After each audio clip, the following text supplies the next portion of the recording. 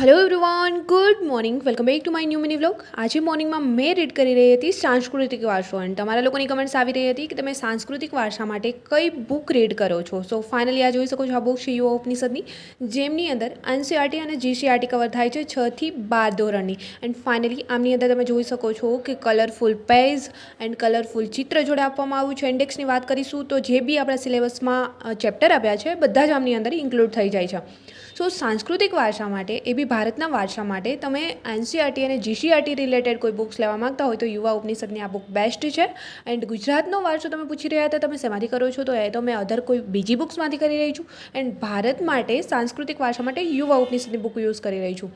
સો આમની અંદર કલરફુલ ચિત્રો જોડે અને મેપ જોડે લખાણ આપ્યું છે, જેથી કરીને રીડિંગ કરતી વખતે બી બોરિંગ ન થવાય. સો મને તો આ બુક રીડ કરવામાં બહુ જ વધારે ગમે છે. સો ફાઇનલી ચલો અત્યારે મોર્નિંગમાં જ મેં મારા વારસાની બુક જોડે રીડિંગ સ્ટાર્ટ કરીશ.